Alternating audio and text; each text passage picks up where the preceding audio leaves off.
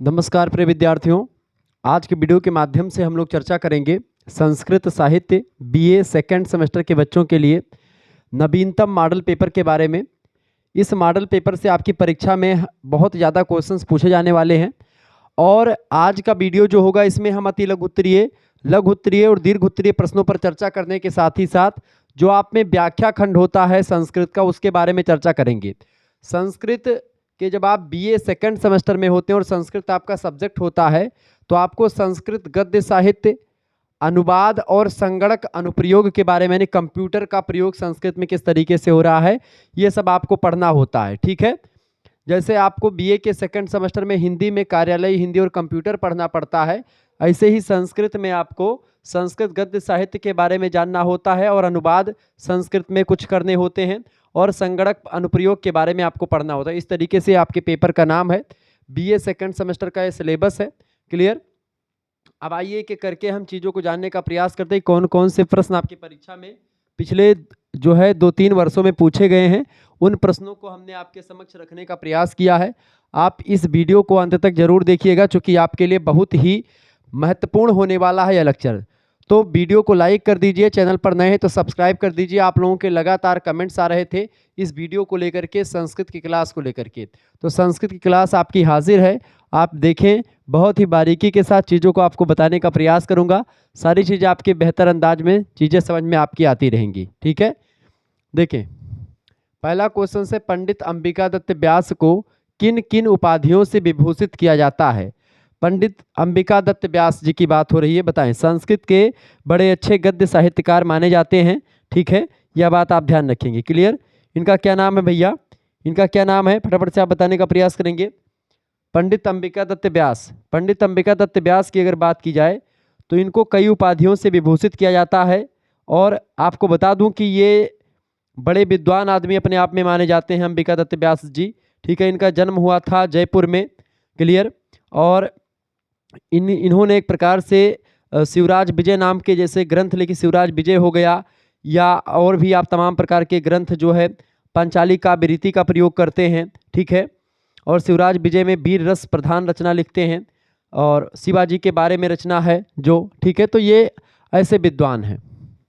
तो पंडित अंबिका दत्त व्यास जी की अगर बात की जाए तो व्यास जी की अपूर्ण प्रतिभा से उन्हें घटिका शतक की उपाधि दी जाती है, शतावधान भी कहा जाता है, सुकवि भी कहा जाता है, भारत रत्न से सम्मानित रहे हैं, भारत भूषण, अभिनव बाण, तमाम प्रकार की उपाधियों से विभूषित किया गया है आपको, यानी कि पंडित अंबिका दत्त व्यास जी को। दूसरा क्वेश्चन देखें, अति लघु उत्तरीय के क्वेश्चन हैं ये सब। शिवराज विजय के पाठ्य अंश के कथा पात्रों के नाम लिखिए। शिवराज विजय रचना जो है ये पंडित अंबिका दत्त व्यास जी की ही है। इसमें कई सारे कथा पात्र हैं शिवराज विजय में। पहले पात्र हैं योगीराज, गौर सिंह, ब्रह्मचारी गुरु, छत्रपति शिवाजी स्वयं, यवन युवक, ब्राह्मण कन्या। ये सब पात्र जो हैं प्रथम निश्वास में आए हैं, निश्वासों में बटा हुआ है शिवराज विजय। निश्वास माने भाग जैसे होता है। शिवाजी तथा श्याम वटु का मात्र नाम मतलब कि का मात्र नामोल्लेख हुआ है इस रचना में, तो ये चीजें ध्यान रखेंगे। आगे देखेंगे, अगला क्वेश्चन आपके स्क्रीन पर आ चुका है। प्रश्न है, अंबिका दत्त व्यास ने शिवराज विजय में किसका वर्णन किया है? तो अंबिका दत्त व्यास जी ने अपनी कृति या अपनी रचना शिवराज विजय में यमनों के अत्याचार, जो यमन लोग थे उन्होंने किस प्रकार के अत्याचार किए थे, उनके अत्याचार, हिंदुओं की जो दुर्दशा थी उस समय उनकी दुर्दशा और शिवाजी की वीरता का वर्णन इस रचना में शिवराज विजय में किया है। किसने? पंडित अंबिका दत्त व्यास जी ने। ध्यान से इन चीज़ों को नोट डाउन करते चलेंगे, ऑब्जेक्टिव में प्रश्न आ सकता है। ठीक है, प्रश्न, शिवराज विजय काव्य का प्रारंभ कहाँ से होता है? तो सूर्योदय के वर्णन से शिवराज विजय का प्रारंभ होता है। अगला क्वेश्चन से, पंडित अंबिका दत्त व्यास का जन्म स्थान कहाँ है? तो जयपुर में इनका जन्म स्थान है। अगला प्रश्न, घटिका शतक की उपाधि से किस कौन विभूषित है? तो अंबिका दत्त व्यास जी विभूषित हैं। ये सब क्वेश्चंस ऑब्जेक्टिव में भी आपसे बन सकता है, तो ऑब्जेक्टिव टाइप के क्वेश्चंस भी यहाँ से आपके तैयार हो जाएंगे। लिखित तो तैयार ही हो रहे हैं।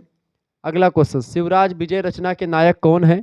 तो महाराष्ट्र केसरी शिवाजी इस रचना के नायक हैं, यानी हीरो हैं इस रचना के। इन्हीं को केंद्र में रख करके रचना लिखी गई है। शिवराज विजय का प्रधान रस कौन सा है? तो वीर रस प्रधान रचना है शिवराज विजय। शिवराज विजय काव्य की रीति कौन सी है? तो शिवराज विजय जो एक प्रकार से रचना में जो रीति का प्रयोग इन्होंने किया है पंडित अंबिका दत्त व्यास जी ने, उस रीति का नाम है पांचाली। देखिए पांचाली रीति, वैदर्भी रीति, गौड़ी रीति, ऐसी तमाम प्रकार की रीतियां होती हैं जिनका प्रयोग रचनाकार करते हैं। तो इस रचना में शिवराज विजय में अंबिका दत्त व्यास जी ने पांचाली रीति का प्रयोग किया है। रस की अगर बात की, वीर रस की है ये। शिवराज विजय के नायक कौन है? तो जो है महाराष्ट्र केसरी वीर शिवाजी हैं। ठीक है, अगला क्वेश्चन, सोमनाथ तीर्थ का देवता कौन है? तो स्वयं महादेव जी हैं। सोमनाथ एक जो है 12 ज्योतिर्लिंगों में से एक जो है लिंग भी है। तो सोमनाथ भगवान भोलेनाथ बाबा का जो है एक तीर्थ स्थान है। आगे देखिएगा, अगला क्वेश्चन आपकी स्क्रीन पर आ चुका, फटाफट से आप देखने का प्रयास करेंगे। बहुत ही महत्वपूर्ण क्वेश्चन आ चुका है। प्रश्न, शिवराज विजय का विभाजन किसमें किया गया है? तो देखिए कुछ रचनाएं, जैसे कि आप देखते हैं रामायण की बात करें तो रामायण कांडों में बटा हुआ है। ठीक है, ऐसे ही महाभारत जो है वो सर्गों में बटा हुआ है। ठीक है, महाभारत किस में बटा हुआ है? सर्ग में। रामायण कांड में बटा हुआ है। ऐसे ही ये जो शिवराज विजय नाम की रचना है जिसको अंबिका दत्त व्यास जी ने लिखा है, ये निश्वासों में बटा हुआ रचना है। ठीक है, क्लियर, ध्यान रखेंगे। संस्कृत वाङ्मय की प्रथम गद्य रचना का क्या नाम है? तो यजुर्वेद जो है ये संस्कृत वाङ्मय की प्रथम गद्य रचना मानी जाती है। यहाँ पर ध्यान रखें गद्य रचना, चूंकि यजुर्वेद जो हो गया ये गद्य रचना है। बाकी आप देखते हैं सारी चीज़ें पद्यात्मक है, सब में जो है श्लोक वगैरह हैं जो कि गायन पद्धति के हैं। अगला क्वेश्चन, कंप्यूटर शब्द का क्या अर्थ होता है? देखिए कंप्यूटर शब्द की उत्पत्ति लैटिन भाषा के कंप्यूट शब्द से या कंप्यूटर्स शब्द से हुई है, जिसका अर्थ होता है गणना करना या गिनती करना। ठीक है, किसी चीज़ को गिनना, किसी चीज़ की गिनती करना ही कंप्यूटर का मतलब होता था। और प्रायः पहले कंप्यूटर का उपयोग गिनती करने के लिए या गणना करने के लिए ही प्रयोग किया गया होगा। कंप्यूटर के जनक का क्या नाम है? बहुत ही फेमस प्रश्न है। चार्ल्स बेबेज जो है कंप्यूटर के जनक हैं। अगला प्रश्न, कंप्यूटर क्या है? संक्षिप्त परिचय दीजिए। देखिए कंप्यूटर उस जादुई मशीन का नाम है जिसमें या जिससे आजकल सभी प्रकार के कार्य संपन्न किए जा सकते हैं। इस यंत्र की उपयोगिता में जो वृद्धि हुई है उससे यह हिंदी सहित अनेक भारतीय भाषाओं में कार्य करने के लिए योग्य हो गई है। पहले हिंदी और संस्कृत जैसी लिपियों को लिखने में जो है उतनी परफेक्ट नहीं थी, कंप्यूटर वगैरह में ऐसी भाषाओं का प्रयोग नहीं हो पाया था, लेकिन अब कल हो रहा है आजकल। अब इस यंत्र का उपयोग कार्यालयों में कार्यालयी कामकाज निपटाने में हो रहा है। यह कहा जा सकता है कि पूर्ण रूप से मानव का स्थान लेने योग्य यंत्र बनना शायद ही कभी संभव हो, लेकिन हाँ कंप्यूटर ने एक प्रकार से बहुत कुछ हासिल किया है और कंप्यूटर ने पूरी दुनिया बदल करके रख दी है आज। ठीक है, आप देखिए इंटरनेट और कंप्यूटर के माध्यम से पूरी दुनिया जो है किस तरीके से एक हो गई है। पूरी दुनिया, लगता है कहीं पर कोई बात होती तो तुरंत आपके फ़ोन में तुरंत आ जाता है मैसेज या फ़ोन में। ठीक है, इंटरनेट क्या है? इंटरनेट से तात्पर्य एक ऐसे नेटवर्क से होता है जो दुनिया भर के लाखों करोड़ों कंप्यूटर से जुड़ा हुआ रहता है। इंटरनेट के माध्यम से एक फ़ोन दूसरे फ़ोन से कनेक्ट हो पाता है। इंटरनेट के माध्यम से एक कंप्यूटर दूसरे कंप्यूटर को संदेश भेजता है, संदेश प्राप्त भी करता है। ठीक है, कुछ किसी चीज़ को डाउनलोड करता है। अगला क्वेश्चन, इंटरनेट की स्थापना कब हुई थी? इंटरनेट की स्थापना अमेरिका के रक्षा विभाग ने सन 1960 ईस्वी में करी थी। ठीक है, अगला प्रश्न, इंटरनेट का पुराना नाम क्या है? ये सब अति लघुत्तरीय प्रश्न आएंगे परीक्षा में, ध्यान रखेंगे। शुरू में इंटरनेट को आरपानेट के नाम से भी जानते थे। ठीक है, क्या तो शुरू इसका पुराना नाम था आरपानेट। सर्च इंजन के कितने प्रकार होते हैं? देखिए सर्च इंजन के 4 प्रकार हैं। पहला इंजन होता है क्रॉलर सर्च इंजन, दूसरा है डायरेक्टरी सर्च इंजन, तीसरा है हाइब्रिड सर्च इंजन और चौथा है मेटा सर्च इंजन। ये 4 प्रकार के सर्च इंजन होते हैं जिनके माध्यम से कोई भी चीज़ हम सर्च करते हैं तो ये काम करते हैं। Crawler search engine, directory search engine, hybrid search engine, Meta search engine. ठीक है, ये सब नोट डाउन करते हुए चलेंगे। क्लियर, आगे बढ़िएगा। अगला क्वेश्चन आपकी स्क्रीन पर आ चुका है। प्रश्न है ऑनलाइन टीचिंग लर्निंग प्लेटफॉर्म के नाम बताएं। देखिए ऑनलाइन टीचिंग लर्निंग प्लेटफॉर्म में आप देखते हैं कोरोना के समय में विश्वविद्यालयों से जूम, गूगल मीट, ठीक है, टीम मीट, वेबएक्स, ऐसे तमाम जो है उपकरण है जिनके माध्यम से, प्लेटफॉर्म है जिनके माध्यम से हम जो है मीटिंग करते हैं या क्लास वगैरह देते हैं। ठीक है, आगे देखेंगे। अगला क्वेश्चन है ऑनलाइन लर्निंग एवं रिसर्च प्लेटफॉर्म का नाम क्या है? देखिए स्वयं, मूक, ई पाठशाला, टेलनेट, इनफ्लाइब्रेट, शोधगंगा, गूगल स्कॉलर, ऐसे तमाम प्रकार के ऑनलाइन लर्निंग और रिसर्च प्लेटफॉर्म है जहां पर आप कोई भी जानकारी सर्च करेंगे मिलेगी, बहुत सारी जानकारी आपको मिलेगी। स्वयं, मूक, ई पाठशाला, टेलनेट, इनफ्लाइब्रेट, शोधगंगा, गूगल स्कॉलर, सब वेबसाइटें हैं, प्लेटफॉर्म है जहां से आपको तमाम प्रकार की जानकारी हर एक क्षेत्र या हर एक विषय से रिलेटेड जानकारी मिल सकती है। अगला प्रश्न है, ई रिसर्च जर्नल क्या है? देखिए, ई रिसर्च जर्नल शैक्षिक प्रकाशन की एक विधि है। इसमें किसी शोध पत्रिका का जो लेख होता है उसको प्रकाशित किया जाता है ई रिसर्च जर्नल में, ठीक है। तो एक विधि है शैक्षिक प्रशासन की, ठीक है।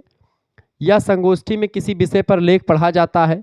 प्रायः शोध पत्रों का प्रकाशन शोधकर्ताओं की सहमति से ही संभव हो पाता है, जो ई रिसर्च जर्नल में एक प्रकार से होता है।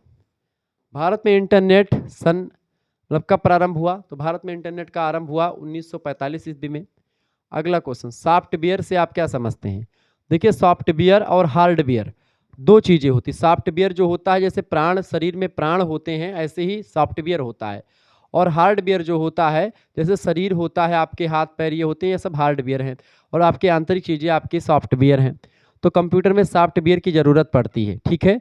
जैसे आपके एप्लीकेशन सॉफ्टवेयर, सिस्टम सॉफ्टवेयर, ठीक है, जो प्रोसेसिंग यूनिट को चलाते हैं। सॉफ्टवेयर कंप्यूटर प्रोग्राम को कहा जाता है, जो कंप्यूटर को विभिन्न प्रकार के कार्य करने का निर्देश देते हैं कि कंप्यूटर को क्या करना है। या हार्डवेयर को क्या करना है, कैसे करना है, कितना करना है, कितनी देर तक करना है, ये सारी चीज़ें जो है सॉफ्टवेयर ही बताता है कि आपको क्या क्या करना है। हार्डवेयर को डिसाइड करवाता है, हाँ, सॉफ्टवेयर डिसाइड करता है और हार्डवेयर उसको करता है। पर्सनल कंप्यूटर की बढ़ती मांग के साथ सॉफ्टवेयर का अंतर्राष्ट्रीय बाजार तेजी से विकसित हो रहा है।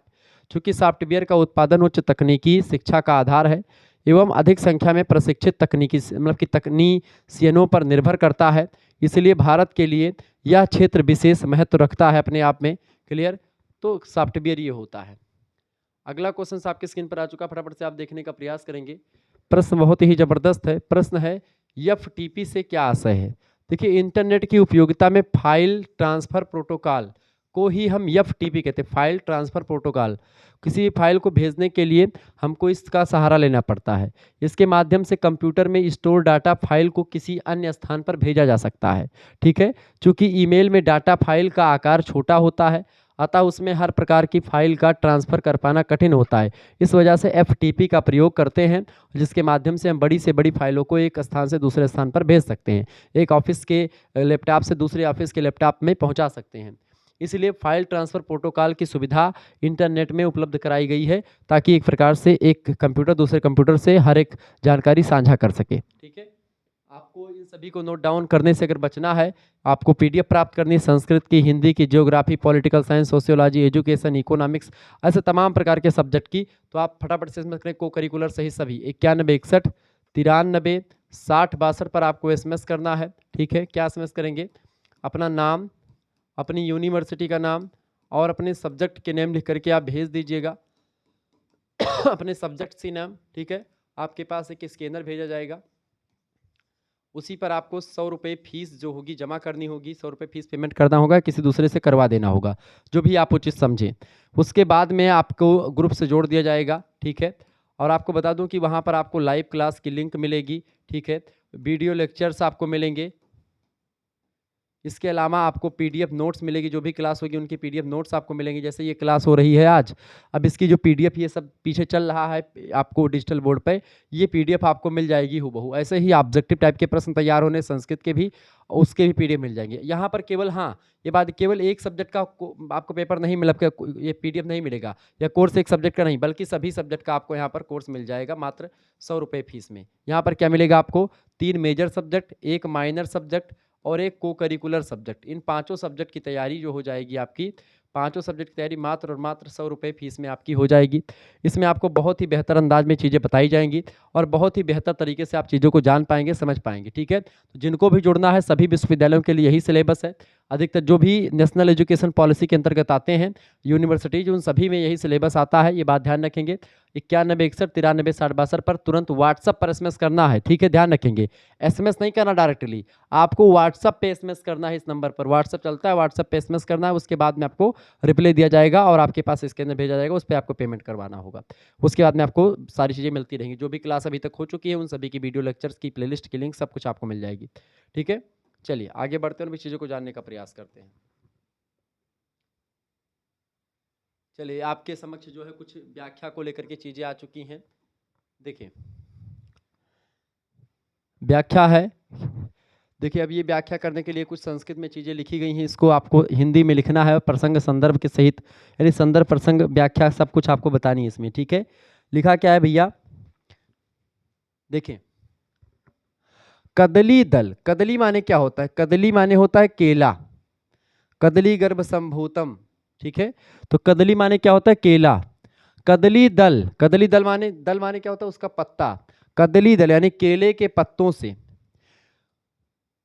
कुंजापितस्य एतत् कुटीरस्य समन्ततात् पुष्पवाटिका पूर्वतः परम पवित्र पानीये परस्य सहस्य पुंडरीक पटल परिलक्षितम पत्रिकुल कुंज कूजित पूजितः पया पूरितः सर आसीतः।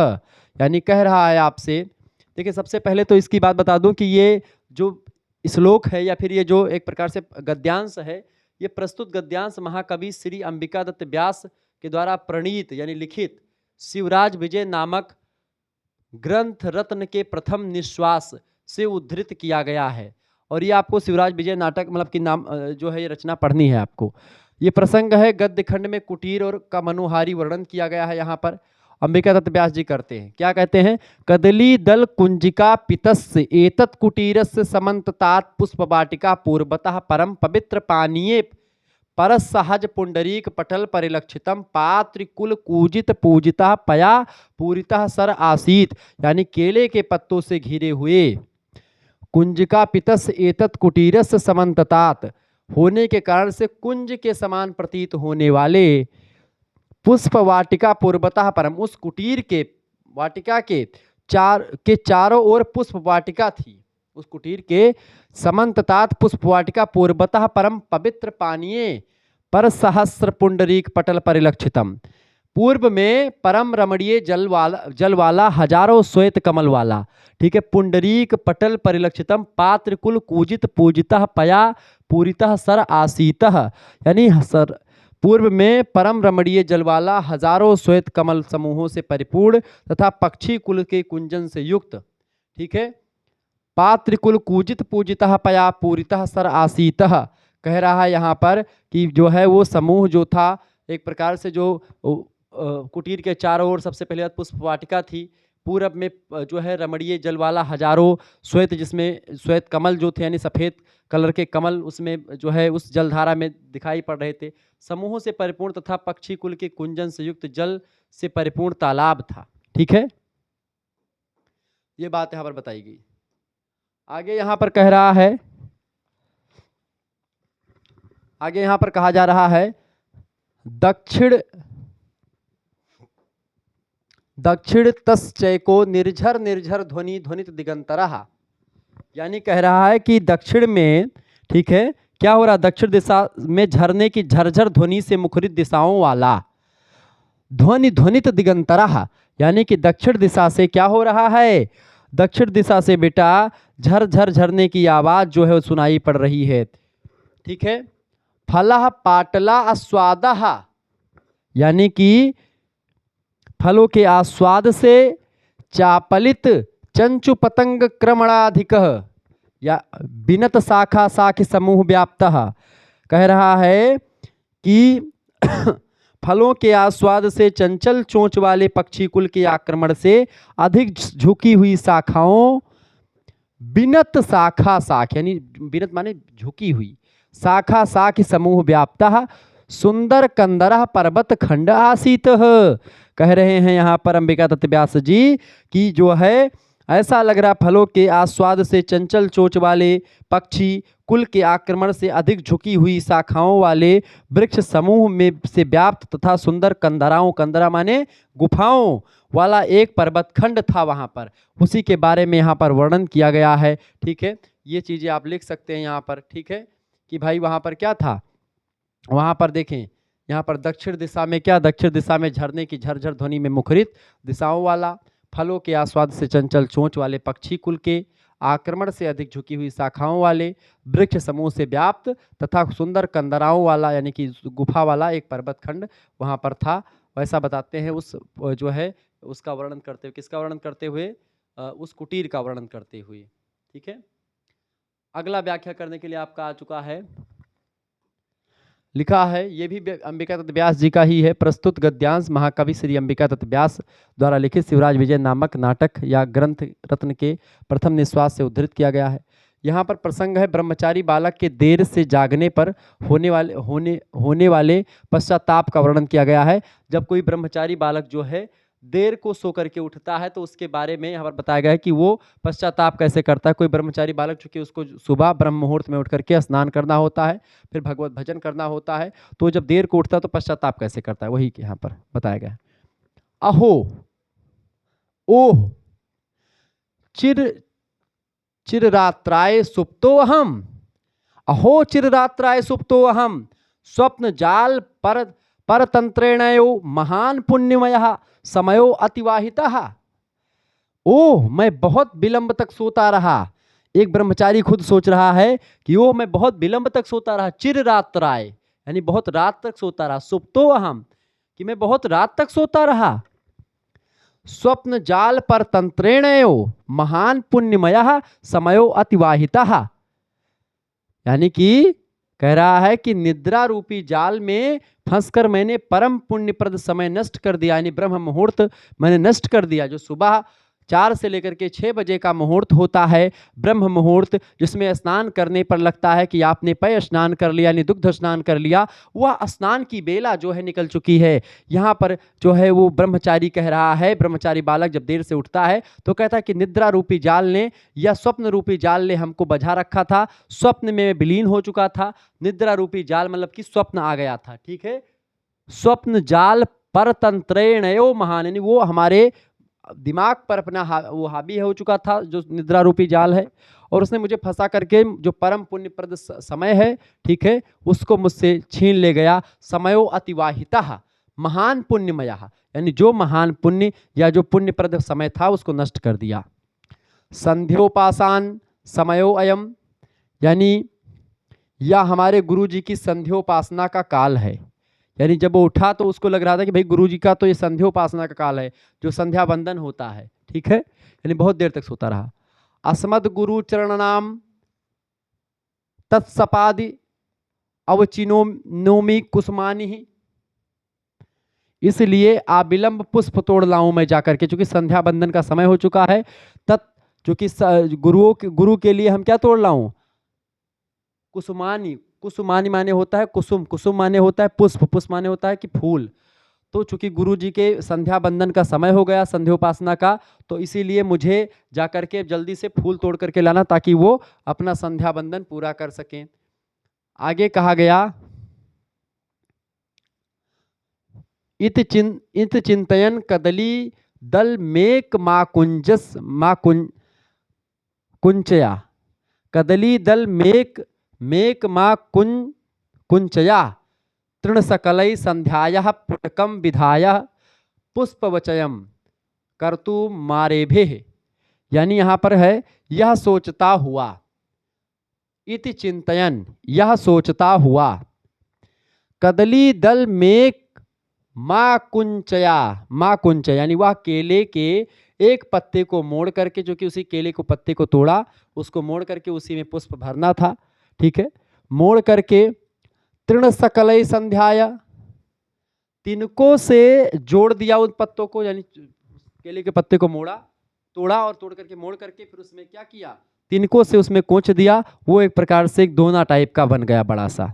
तिनको से जोड़ करके तृण सकलई, सकलई माने उसको इकट्ठा कर दिया तिनके से, संध्याया पुटकम विधाय, दोना बना लिया उसका, संध्याया पुटकम विधाय यानी कि दोना बना करके, पुष्पवचयम कर्तु मारेभेः, वो कुसुम चयन करने लगा। कुसुम माने दोना बना करके फूल तोड़ तोड़ करके उसी केले के पात्र से बने दोनके में रखने लगा। ये एक प्रकार से इसका अर्थ था। इस तरीके से एक ब्रह्मचारी बालक जब सो करके उठता तो संध्या हो गई है, और कह रहा कि 2-2:30 बज चुके हैं, तो भाई संध्या बंदन का समय जो 4 बजे के आसपास हो जाता है, ठीक है, तो फिर संध्या बंदन का समय, चूंकि सुबह सूर्य भगवान के उठने से पहले प्रार्थना होती है और उसके बाद में संध्या बंदन भी करते हैं ब्रह्मचारी लोग या गुरु लोग। विशेष है कि इस वर्णन में आश्रम जीवन और तत्कालिक अंतेवासी शिष्यों की गुरु भक्ति प्रतिबिंबित हो रही है।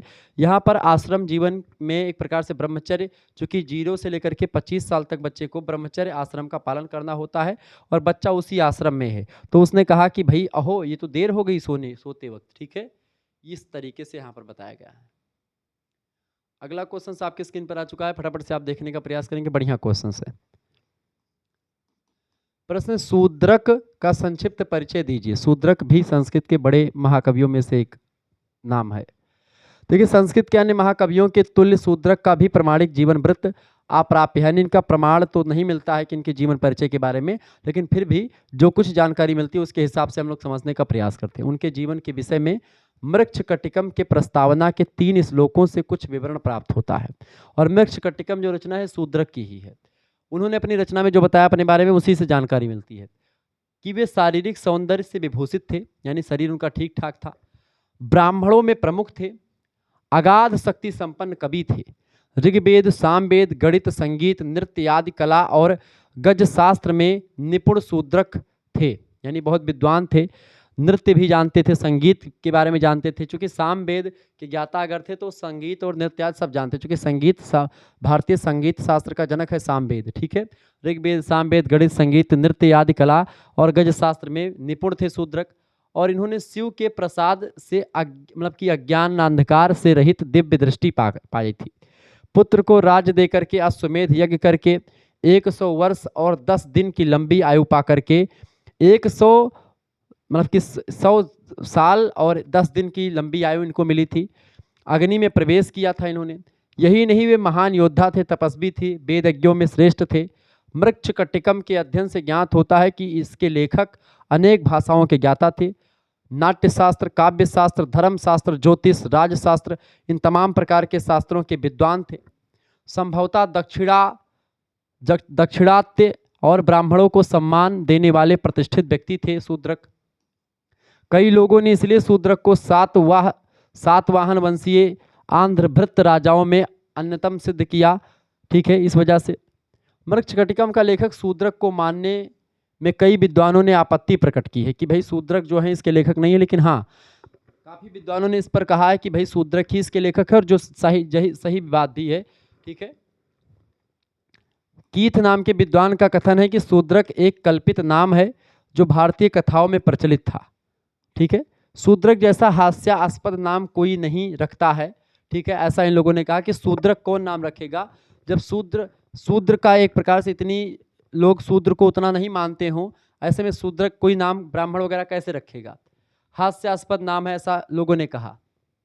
किंतु दूसरी ओर अनेक प्रमाण शूद्रक की ऐतिहासिकता सिद्ध करते हैं। प्राचीन भारतीय आख्यानों का नायक शूद्रक स्कंद पुराण में आंध्रवासी राजा के रूप में निर्दिष्ट है। वह विक्रमादित्य से 27 वर्ष पूर्व था, मतलब पहले का राजा था।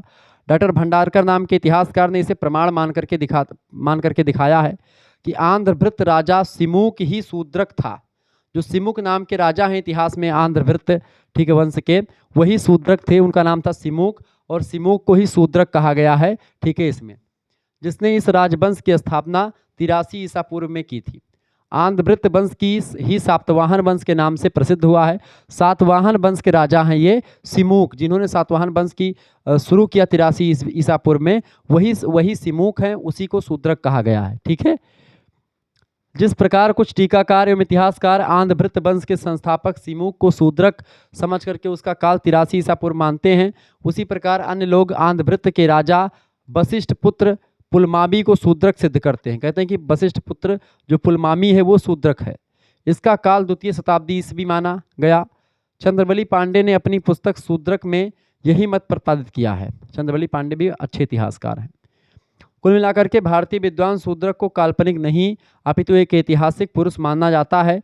पाश्चात्य विद्वानों का मत है कि शूद्रक काल्पनिक है।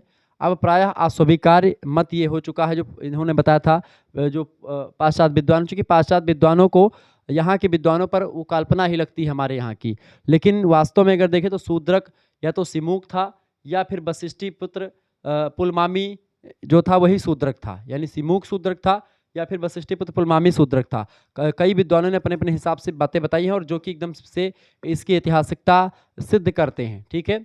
प्रमाण ज़्यादा हैं और इसके विरोध में लोग कम हैं। आगे बढ़ते हैं अगला क्वेश्चन। देखिए ऐसे कुछ क्वेश्चंस आएंगे, आपसे पूछा जाएगा कि दी गई सूक्ति की व्याख्या कीजिए या प्रसंग संदर्भ सहित व्याख्या करें। सूक्ति ऐसे देगा, कुछ श्लोकों के बीच की कुछ कड़ी को निकाल करके सूक्ति बनाई जाती है। जैसे कि ये लिखा हुआ है, अति गहन तमो यौवन प्रभावम, अति गहन तमो यौवन प्रभवम। संदर्भ क्या लिखेंगे इसका? देखिए, प्रस्तुत सूक्ति महाकवि बाणभट्ट कृत कादंबरी सुकनासोपदेश, कादंबरी बाणभट्ट की रचना है, सुकनासोपदेश से व्याख्या हेतु उद्धृत है। प्रसंग है इसमें युवावस्था में उत्पन्न अंधकार का वर्णन किया गया है। युवावस्था में कई प्रकार के अंधकार उत्पन्न हो जाते हैं यौवन के मध्य में।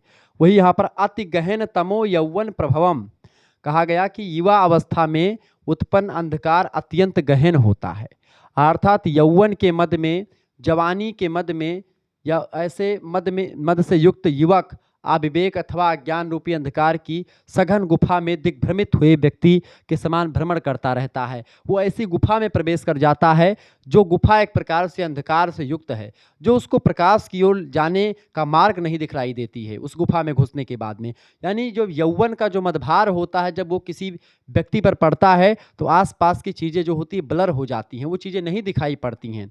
तो एक प्रकार से ऐसे में भगवत भजन भी लोगों कम करने लगते हैं।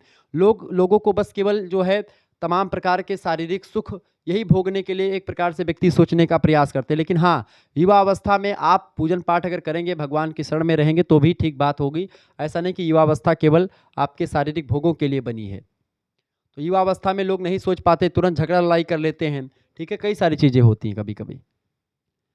दूसरी सूक्ति है, अति तीव्रो दर्पणा दर्पदा रोणमा। यानी इस सूक्ति में अभिमान का कथन किया गया है। संदर्भ है ये महाकवि बाणभट्ट कृत कादंबरी सुकनासोपदेश के लिए व्याख्या से उद्धृत है, मतलब ये भी वहीं से है, बाणभट्ट ने लिखा है। अति तीव्रो दर्पदा दर्पदा हज्जौर रोणमा।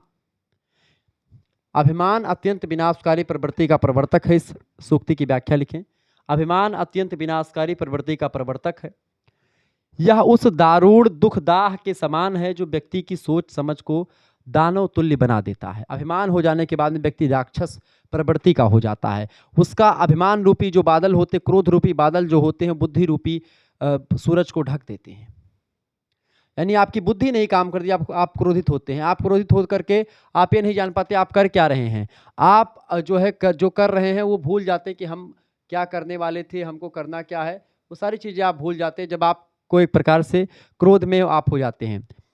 और व्यक्ति संसार समाज में सबका गुणवानों का भी तिरस्कार करने लगते हैं जब आप बहुत ज़्यादा अभिमानी हो जाते हैं। तो इसलिए अभिमान रावण का नहीं चला, तो हम लोग इंसान हैं तो हमको भी अभिमान से दूर रहना चाहिए। हर एक सूक्ति कोई ना कोई आपको एक संदेश देती है।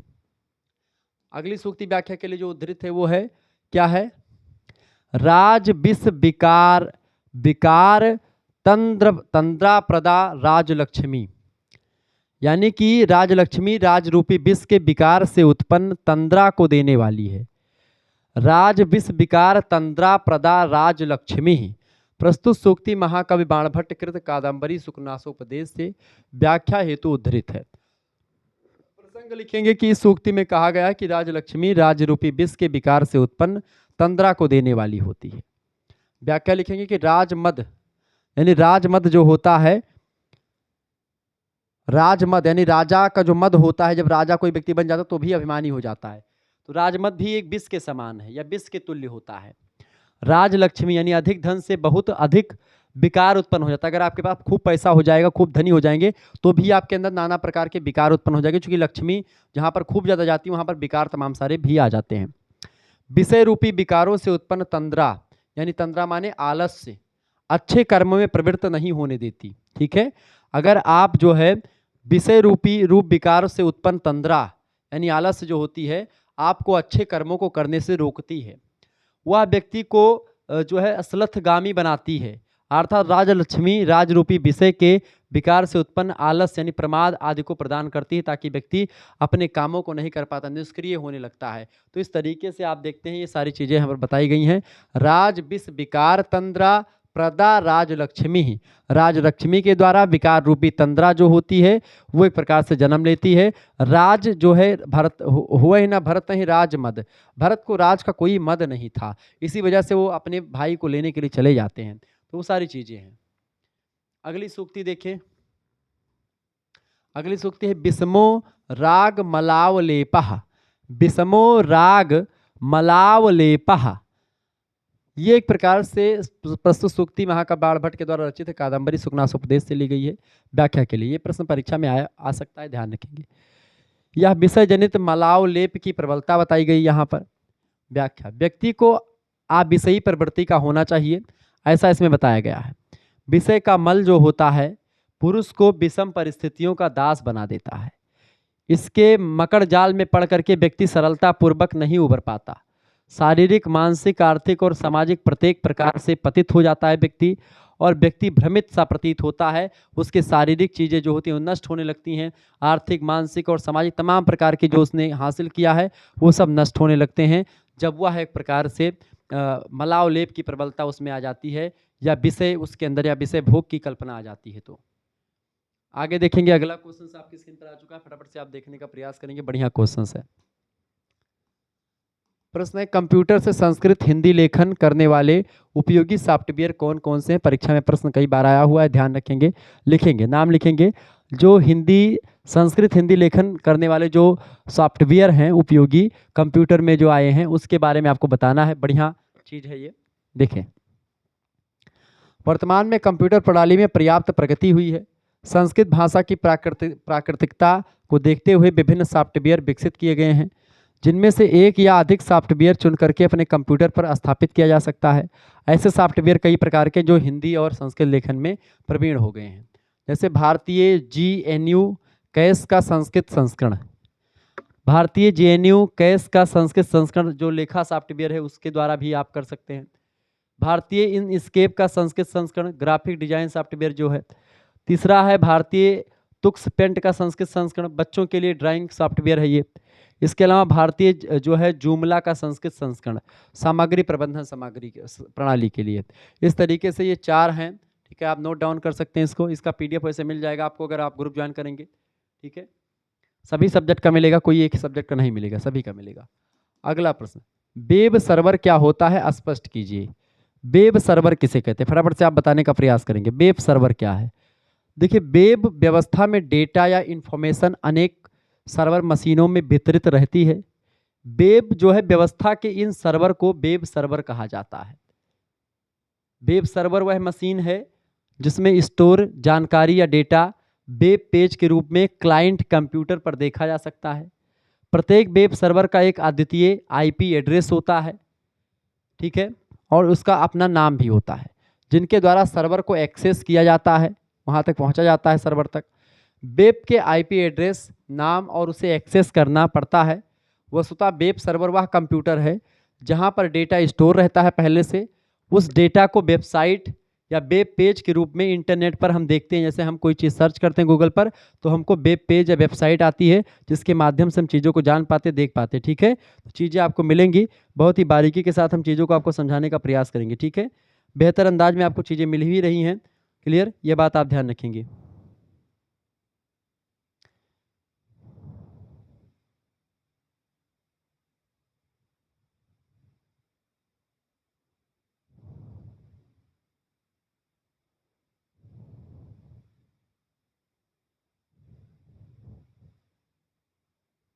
ओके,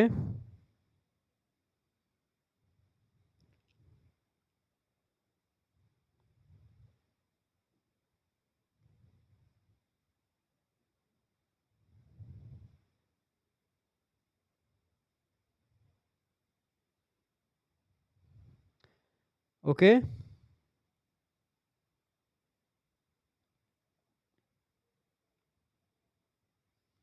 चले आगे बढ़ते हैं, समझने का प्रयास करें। तो ये आपका वेब जो है क्या होता है,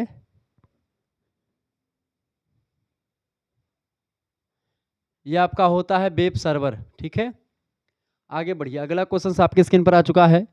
प्रश्न है, इंटरनेट के उद्भव में मुख्य भूमिका का निर्वचन या निर्वहन करने वाले कारक बताएं।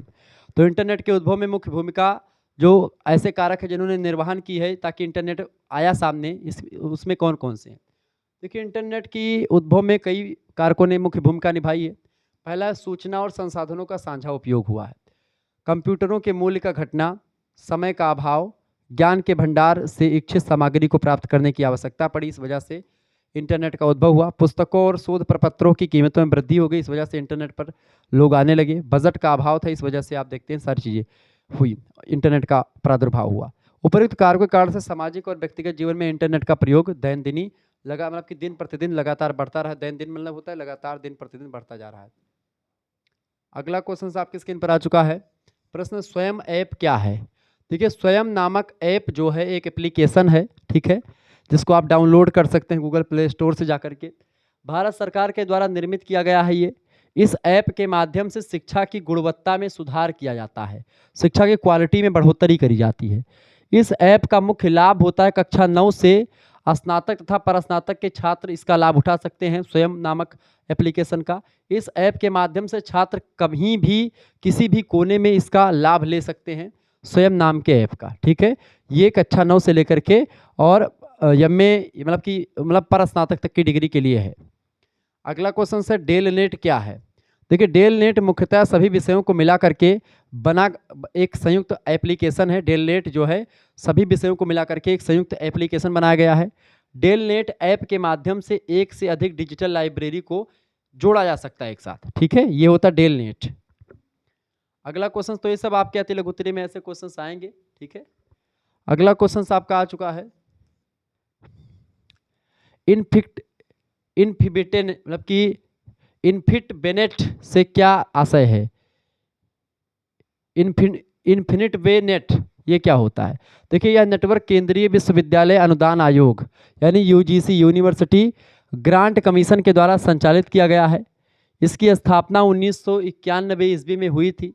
1996 में यह एक स्वतंत्र अंतर विश्वविद्यालय का केंद्र बन गया, ठीक है, यह बात आप ध्यान रखेंगे। शोध गंगा ऐप क्या है।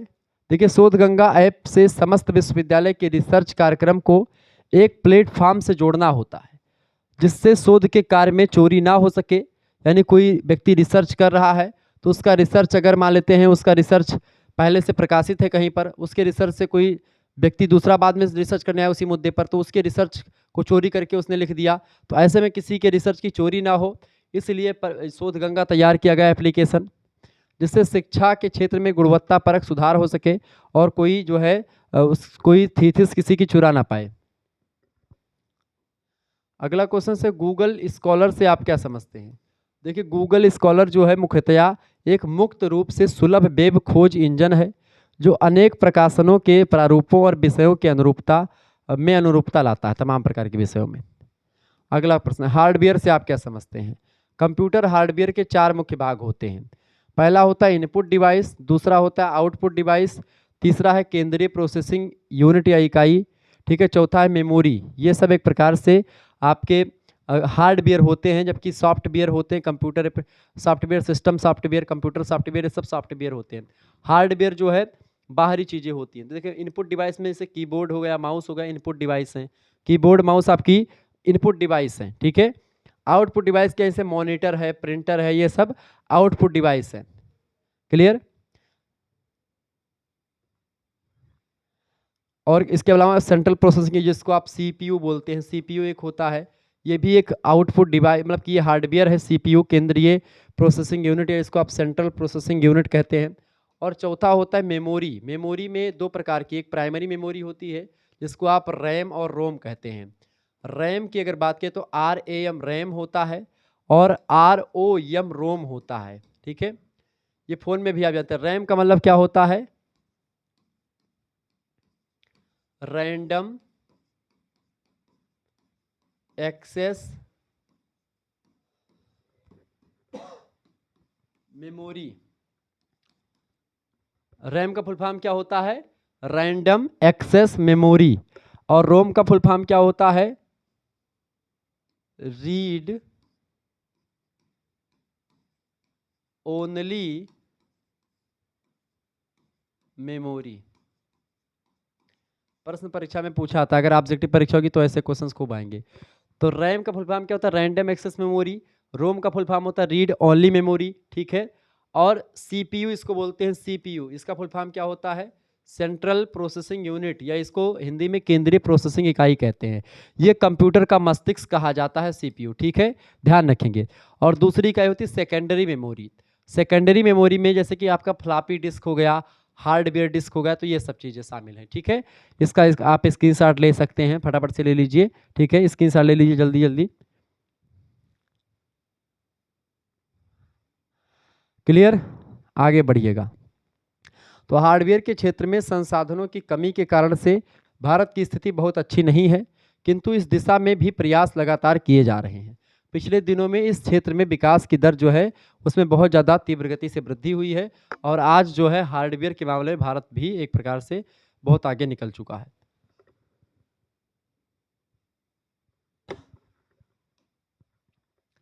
अगला क्वेश्चन है, ई शिक्षा से लाभ बताइए। ई शिक्षा, इंटरनेट के माध्यम से जब आप शिक्षा ग्रहण करते हैं तो उसी को ई शिक्षा कहते हैं, ठीक है। पहला लाभ नोट डाउन करेंगे, लिखेंगे, ई शिक्षा के निम्नलिखित लाभ हैं।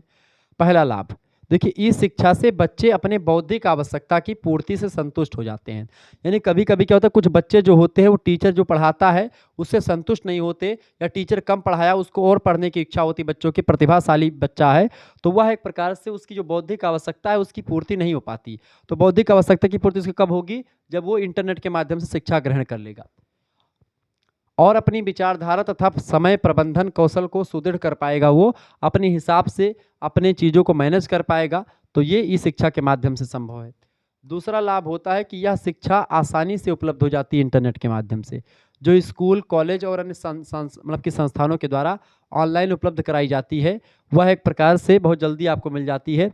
लेकिन आप देखते हैं कि जो कॉलेज में जा करके आप पढ़ते हैं तो उतना जल्दी आप नहीं पढ़ पाएंगे जितना जल्दी आप यहाँ, जैसे आज मैं मॉडल पेपर डिस्कस कर रहा हूँ, ऐसे ऐसे आपके कॉलेज में प्रोफेसर मॉडल पेपर डिस्कस नहीं करते होंगे, ठीक है, लेकिन यहाँ पर आपको करवाया जा रहा है। तो ये एक प्रकार से जो ऑनलाइन सिस्टम होता है इसके माध्यम से आप बहुत कुछ तीव्र गति से बहुत कम समय में बहुत चीज़ें जान पाते हैं। बहुत सारे बच्चे तो बस यही क्लास देख करके पेपर देने जाने वाले हैं, लेकिन और भी मॉडल पेपर मैं दूंगा तो उन सभी को देख करके आप जाइएगा, ठीक है, केवल एक वीडियो पर डिपेंड नहीं होना है। अगला, इससे शिक्षा की गुणवत्ता में महत्वपूर्ण सुधार पाया जा सकता है, ठीक है, ई शिक्षा के माध्यम से। क्योंकि जो कुछ क्लास में पढ़ेंगे बच्चे, कुछ महाविद्यालय में पढ़ेंगे, कुछ आकर के इंटरनेट पर ढूंढ करके पढ़ लेंगे, कुछ वीडियो देख लेंगे यूट्यूब की। ई शिक्षा से ना केवल शिक्षक के द्वारा शिक्षा सेवा दी जा रही है, बल्कि बच्चे समय प्रबंधन, वेब सर्फिंग, कंप्यूटर साक्षरता का भी प्रबंधन कर पाते हैं। जब वो ये चीज़ों को जान पाते हैं, वो कंप्यूटर के बारे में भी जान पाते हैं, इंटरनेट के बारे में जान पाते हैं। इसके अलावा इससे परंपरागत कक्षा में रहने के बजाय गैर परंपरागत शिक्षा के बिना भी कक्षा की उपस्थिति से ही प्राप्त की जा सकती है। यानी अगर आप क्लास में ना जाएं तब भी घर बैठ करके भी आप अपने घर में बैठ करके, आप अपने कमरे में बैठ करके आप चीज़ों को देख सकते हैं, वीडियो को देख सकते हैं, इंटरनेट पर किसी भी फाइल को ओपन करके पढ़ सकते हैं, पीडीएफ वगैरह खोल करके पढ़ सकते हैं, या वीडियोज़ ओपन करके देख सकते हैं। इससे तीव्र या मंद गति से छात्रों की शिक्षा प्रसार में सहायता होती। बच्चा चाहे तो तीव्र गति से पढ़े, बच्चा चाहे तो मंद गति से पढ़े, वो छात्रों की शिक्षा प्रसार में सहायता होती है, ठीक है। इससे किससे? ई शिक्षा से, इंटरनेट के माध्यम से जब शिक्षा दी जाती है तो ये सब लाभ होते हैं उसके, ठीक है, ध्यान रखेंगे इस बात को।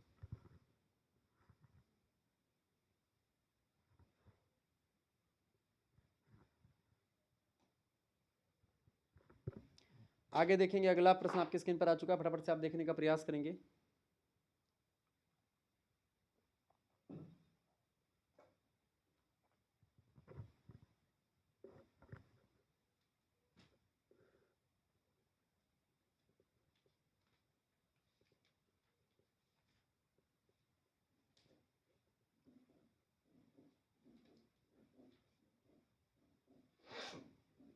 प्रश्न आपकी स्क्रीन पर आ चुका है, फटाफट से आप देखने का प्रयास करेंगे। प्रश्न है बेटा कि लौकिक काव्य के कितने भेद हैं? लौकिक, लौकिक एक काव्य होता है, एक होता है पारलौकिक काव्य। लौकिक माने जो इस धरातल से है, पारलौकिक मतलब जो उस धरातल से है, यानी स्वर्ग वगैरह से संबंधित। लौकिक काव्य, देखिए, एक होता है वैदिक, एक होता है लौकिक, वो पारलौकिक अलग हो गया। एक होता है वैदिक और एक होता है लौकिक। तो लौकिक काव्य क्या है? वैदिक काव्य छोड़ दे, लौकिक यानी मतलब वैदिक काल के बाद। देखिए, वैदिक काल के दो भेद हैं लौकिक काल के, एक दृश्य काव्य और एक श्रव्य काव्य। दृश्य का मतलब होता है ऐसा काव्य जो दिखे, श्रव्य माने जो सुनने वाला हो, लेक्चर्स वगैरह। श्रव्य काव्य के प्रमुख प्रकार बताएं। श्रव्य काव्य के 3 भेद होते हैं। श्रव्य माने जो सुनने वाला, एक गद्य होता है, एक होता है आपका पद्य, एक होता है चंपू काव्य। चंपू काव्य क्या होता है? गद्य और पद्य का मिला जुला रूप होता है चंपू काव्य। ठीक है, अगला क्वेश्चन, संस्कृत गद्य काव्य के कितने भेद माने गए हैं? संस्कृत गद्य काव्य के कितने भेद माने गए हैं? देखिए, लौकिक काव्य के 2 भेद, दृश्य काव्य, श्रव्य काव्य। इस श्रव्य काव्य के, दृश्य काव्य नाटक वगैरह होते हैं, वो सब होते हैं। श्रव्य माने जो सुनने वाला, लेक्चर्स वगैरह। तो श्रव्य काव्य के आप देखिए 3 भेद, गद्य, पद्य और जो है चंपू। अब संस्कृत गद्य, यानी कि संस्कृत गद्य काव्य के कितने भेद हैं? यानी गद्य के आप देखते हैं, इसके 2 प्रमुख भेद हैं, एक है कथा साहित्य और एक होती है आख्यान, मतलब की आख्यायिका। तो एक कथा और एक आख्यायिका होती है संस्कृत गद्य काव्य के भेद। ठीक है, कथा और आख्यायिका नामक 2 भेदों की सर्वप्रथम चर्चा अग्नि पुराण में की गई है। अग्नि पुराण में गद्य के 5 रूप और बताए गए हैं। पहली मतलब 5 रूप कुल मिलाकर के, पहला कथा, दूसरा आख्यायिका, तीसरा परिकथा, चौथा खंड कथा और 5वीं होती कथानक। किंतु इनमें मुख्यतः कथा और आख्यायिका का ही प्रचलन प्राप्त होता है। परिकथा, खंड कथा और कथानक का उतना इम्पोर्टेंट नहीं होता है। इस वजह से 2 ही प्रकार हम बताते हैं, 2 ही भेद मानते हैं संस्कृत गद्य काव्य के। ठीक है, ये बात आप ध्यान रखेंगे। तो संस्कृत गद्य काव्य के कितने भेद हैं? 2 भेद हैं, एक आपका कथा और दूसरी है आख्यायिका। कथा क्या है और आख्यायिका क्या है, दोनों में क्या डिफरेंस है उसको समझ लेते हैं।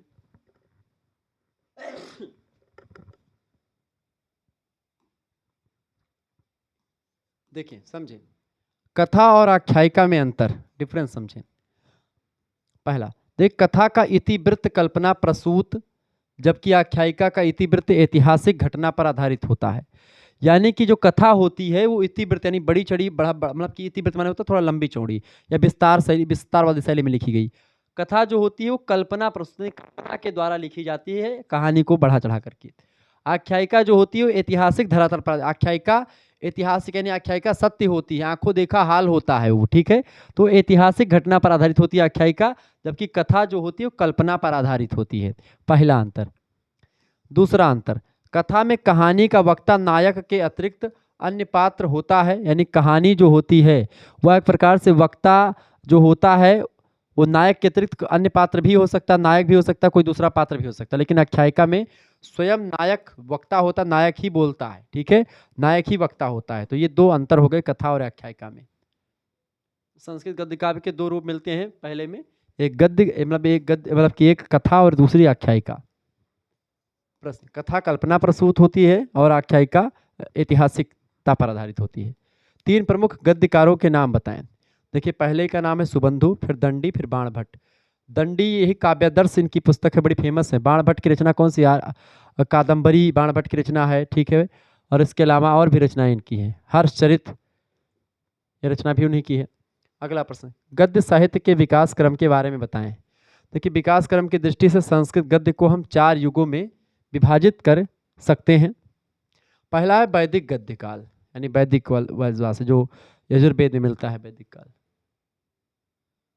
और दूसरा है पौराणिक काल यानी पुराणों वाला, तीसरा है शास्त्रीय गद्य और चौथा है साहित्यिक गद्य। इस तरीके से वैदिक काल, पौराणिक काल, शास्त्रीय पौराणिक गद्य, वैदिक गद्य, पौराणिक गद्य, शास्त्रीय गद्य और साहित्यिक गद्य, ये गद्य के 4 युग में हम बांट सकते हैं। ठीक है, अलग अलग युगों की अलग अलग अपनी अपनी विशेषता है।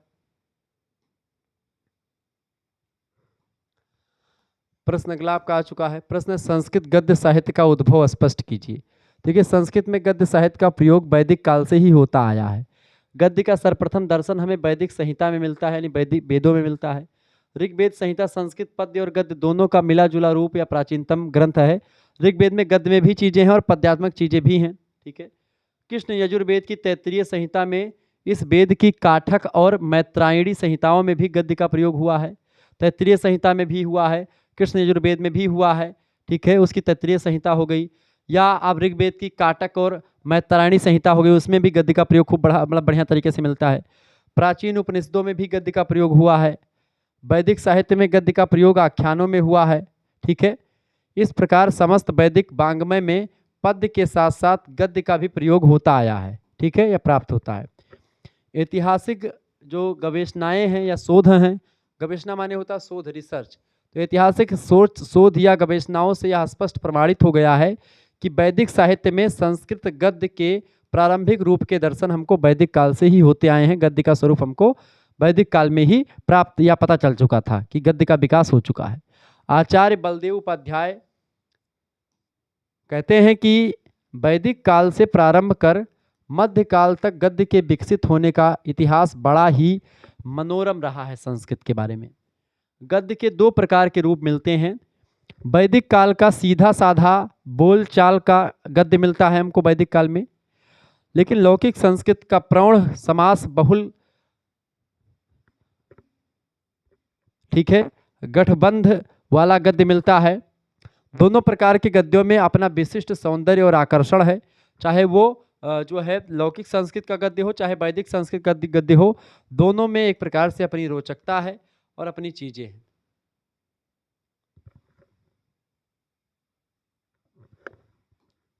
अगला क्वेश्चन आ चुका, बाण की सर्वोत्कृष्ट रचना कौन सी है? बाण भट्ट के बारे में पूछा जा रहा है। बाण की सर्वोत्कृष्ट रचना कौन सी है? फटाफट से आप बताने का प्रयास करेंगे। देखिए बाण की सर्वोत्कृष्ट रचना जो है वो कौन सी भाई? देखिए महाकवि बाणकृत कादंबरी गद्य कवि नाम निष्कर्ष वदंती की अनुपम कसौटी है यह कृति वर्णन। शब्द सौष्ठव अलंकार योजना यहाँ पर अलंकार योजना कर लें। चरित्र चित्रण, शब्द चित्र, शैली वैविध्य, रस अभिव्यक्ति, पांडित्य प्रदर्शन यानी ज्ञान का वर्णन, सांस्कृतिक और सामाजिक दशा चित्रण इत्यादि सभी दृष्टियों से अद्वितीय है। कौन सी रचना? कादंबरी नाम की जो गद्य रचना है, इसकी समता के लिए अन्य कोई रचना नहीं है। किसी किसी क्षेत्र में 10 कुमार चरित्र का नाम आता है आगे, लेकिन हाँ वो भी कादंबरी के नीचे नीचे ही है, किंतु कलात्मक वैभव में वह भी पीछे रह जाती है 10 कुमार चरित्र नाम की रचना, जबकि कादंबरी बाणभट्ट की सर्वोत्कृष्ट रचना है निर्विवाद रूप से, इसमें कोई शंका समाधान नहीं है। अगला क्वेश्चन आपके स्क्रीन पर आ चुका, फटाफट से आप देखने का प्रयास करेंगे। सुकनास ने लक्ष्मी के क्या दोष बताए हैं? सुकनासोपदेश में जो है एक प्रकार से बताई गई है लक्ष्मी के दोष कि लक्ष्मी आ जाने से क्या क्या होता है। देखिए सुकनास के अनुसार लक्ष्मी दोषों की आगार है। यदि आपके पास लक्ष्मी है, पैसे है, तो आपके पास दोष भी आएंगे। या किसी को भी नहीं छोड़ती है, उसका काम है निंदनीय कार्यों को जन्म देना। लक्ष्मी का कार्य क्या है? निंदनीय कार्यों को जन्म देना। वह प्रभुत और विवेक शून्य कर देती है लोगों को, जैसे जैसे बढ़ती है कज्जल मलिन कर्म पैदा कर देती है। वह कभी भी स्थिर नहीं रहती है। चंचल लक्ष्मी गुड़ीजनों का भी साथ छोड़ देती है, सभी को ठगती है तथा मोहांध कर देती है। उससे सावधान रहने पर भी ही भलाई है, यानी कि ज़्यादा लालच आपको नहीं करनी चाहिए। अनेक लोभी लालची स्वार्थी जन लक्ष्मी को रख करके घेर लेते हैं और उल्टे सीधे कार्य करना शुरू कर देते हैं। जिनके पास पैसा होता है वो और पैसा बनाने के चक्कर में गलत से गलत काम करने से भी नहीं कतराते। लक्ष्मी सरस्वती से द्वेष रखती हैं, क्योंकि जहाँ पर एक प्रकार से लक्ष्मी जो हैं, जहाँ पर सरस्वती होती है, विद्या होती है। आप देखिए सुदामा बहुत विद्वान आदमी थे, उनके पास लक्ष्मी नहीं थी। लक्ष्मी और या जो रुक्मिणी मान सकते हैं, लक्ष्मी और जो इनकी पत्नी थी सुशीला सरस्वती, मतलब कि इनकी क्या नाम है सुदामा जी की, तो सुदामा की जो पत्नी थी उनका नाम सुशीला, और कृष्ण भगवान की जो पत्नी थी वो कौन थी? लक्ष्मी जी स्वयं थी। तो वही जब जाते हैं कि सुदामा जी, तो कहते हैं कि नयनन मतलब कि नयनों से पग धोयो, मतलब कि आंखों के आंसुओं से पग धोया सुदामा जी का कृष्ण भगवान ने। तो मित्र थे बचपन के ही ये दोनों लोग, ठीक है। तो रुक्मिणी जी ने पूछा कि जो है आपका और इनका रिश्ता क्या है? तो कृष्ण भगवान ने कहा कि हमारे साढ़ू भाई हैं ये। कहा कैसे? कहा इस वजह से है चूंकि एक तो लक्ष्मी है जिसका अवतार तुम हो, और दूसरी है सुशीला, दरिद्री है वो, उनका नाम है सुशीला, वो उनके, यानी कि लक्ष्मी बोही मोही, मतलब लक्ष्मी बेही मोही, और जो है दरिद्री बेही सुदामा को, यानी सुदामा के पास दरिद्री चली गई। 2 बहन होती हैं, एक सुमति एक कुमति, ठीक है। एक लक्ष्मी और एक दरिद्री। दरिद्री सुदामा के पास चली गई, क्योंकि विद्वता जहाँ पर रहेगी वहाँ पर लक्ष्मी दूर भागती है, क्योंकि लक्ष्मी जो जानती है कि यहाँ पर हमारा जो है वो नहीं चलेगा, ठीक है। तो लक्ष्मी सरस्वती से द्वेष रखती हैं, अतः लक्ष्मीवान विवेक तथा बुद्धि शून्य हो जाता है। इस वजह से सरस्वती नहीं जाती जहाँ पर लक्ष्मी होती है, और सरस्वती वहाँ पर चली जाएगी, कभी कभी लक्ष्मी तो चली जाती हैं सरस्वती वालों के पास में, लेकिन सरस्वती बिल्कुल भी नहीं जाती जो व्यक्ति धनवान हो जाता है। लक्ष्मी प्रेम तत्व बन करके उसके अच्छे बुरे का विचार करने की शक्ति छीन लेती है तथा विनाश की सीमा तक उसको पहुंचा देती है। इस तरीके से ज़्यादा पैसों के पीछे भागना भी एक प्रकार से बहुत वो नहीं होता है। ठीक है, आपका ज्ञान शून्य होने लगता है धीरे धीरे।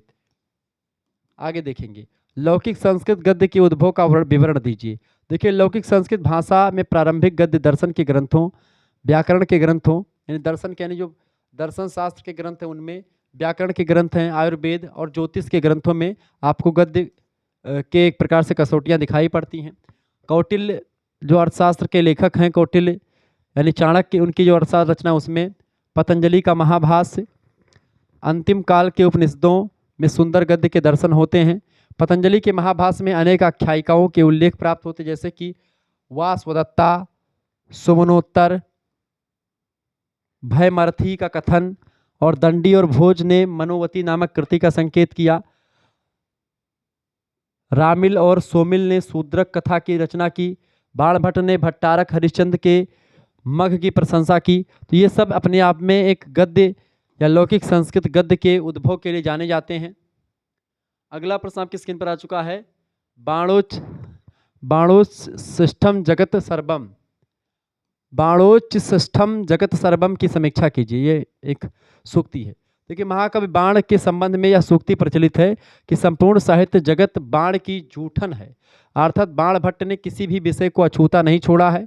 जो कुछ भी वर्णन उन्होंने कर दिया है उससे आगे कुछ भी कहने का शेष बचा नहीं अन्य लोगों के पास में, इसीलिए सब कुछ बाण की जूठन है, यानी बाणभट्ट की जूठन है।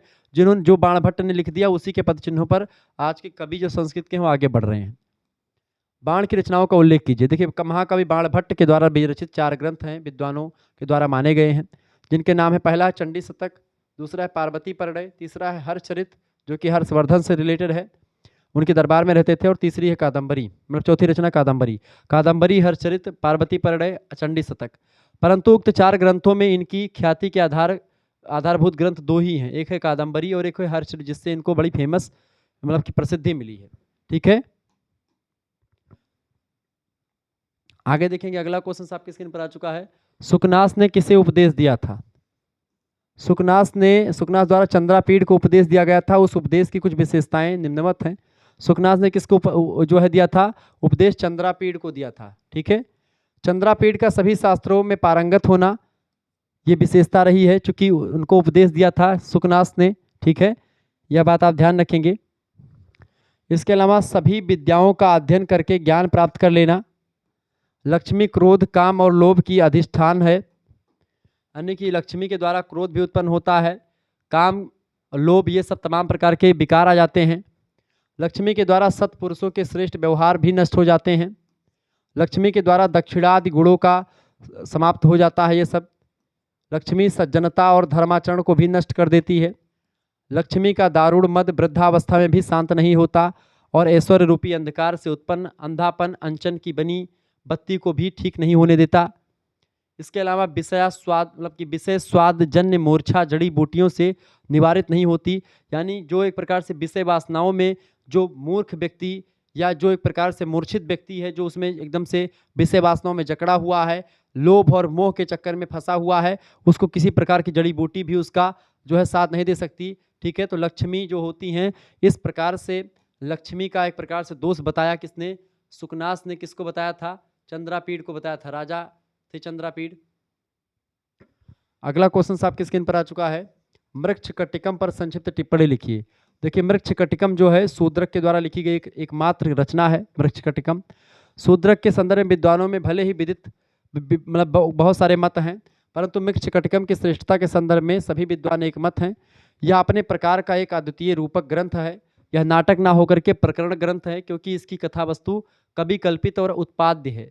यह 10 अंकों का एक प्रकरण है, जिसमें उज्जैनी की प्रसिद्ध वेश्या वसंत सेना का दारिद्र ब्राह्मण चारुदत्त के साथ प्रेम का वर्णन किया गया है।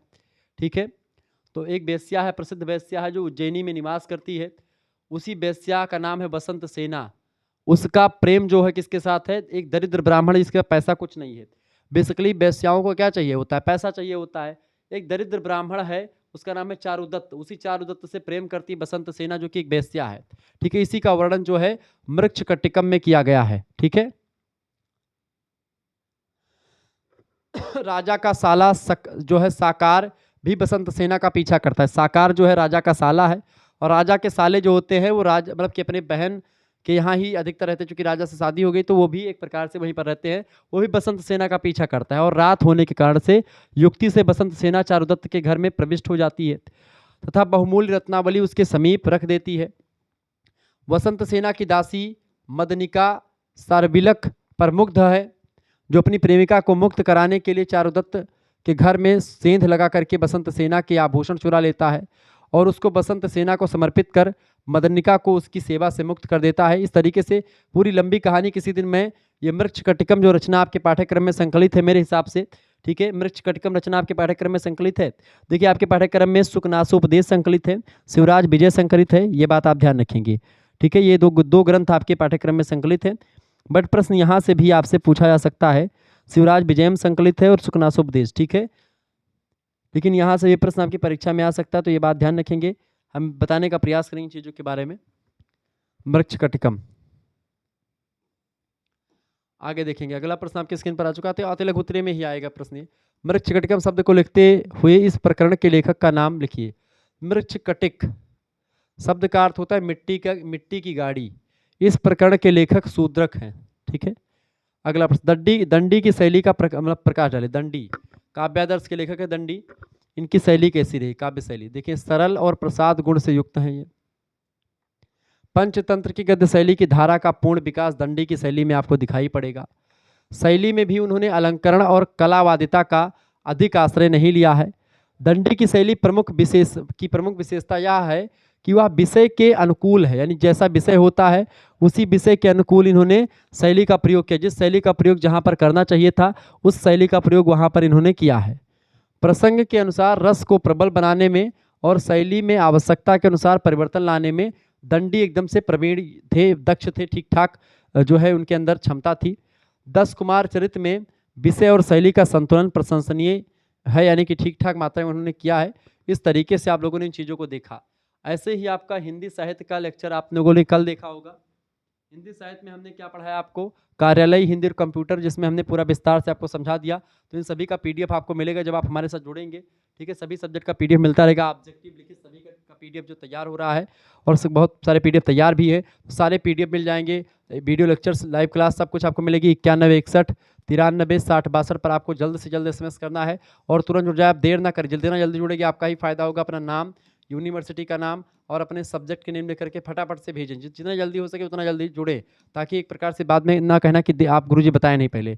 ठीक है, आपके पास स्कैनर भेजेंगे, उसी पर आपको 100 रुपये फीस जो होगा वो भेजना होगा। उसके बाद में आपको ग्रुप से जोड़ दिया जाएगा, वहाँ पर आपको लाइव क्लास की लिंक मिलेगी, वीडियो लेक्चर्स मिलेंगे आपको, बहुत सारे सब्जेक्ट के, यानी जो भी सब्जेक्ट आपके होंगे उन सभी की वीडियोस मिलेंगी। ठीक है, पीडीएफ नोट्स उन सभी की मिलेगी। क्लास होने के बाद में पीडीएफ मिल जाएगी। पीडीएफ के साथ साथ आपकी पीडीएफ जो होगी वो मॉडल पेपर की जो होंगे, एमसीक्यूज के भी होंगे, और मॉडल पेपर आपके किसके होंगे, मॉडल पेपर अगर 4 से 5 मॉडल पेपर भी हमारे आप, या 2 से 3 मॉडल पेपर भी आप हमारे देख लेते हैं, या फिर 1 2 भी देख लेते हैं, तो आपको पास होने भर का हो जाता है। ठीक है, ये बात ध्यान रखेंगे। तो लिखित भी आपका लिखित भी मिलेगा, यानी लिखित ये भी चल रहा है। अभी लिखित टाइप के मॉडल पेपर में करवा रहा हूँ। ऑब्जेक्टिव के जल्द ही आपके समक्ष आएंगे। बस मुश्किल से परीक्षाओं के जैसे अंतिम दिनों में आएंगे, उस समय 2-2 3-3 घंटे की लाइव क्लास आएगी, जिसमें 500-500 क्वेश्चंस की श्रृंखला चला दूंगा, जिसमें आपका सब कंप्लीट हो जाएगा। ठीक है, तो आप बहुत ही बारीकी के साथ चीज़ों को जान पाएंगे।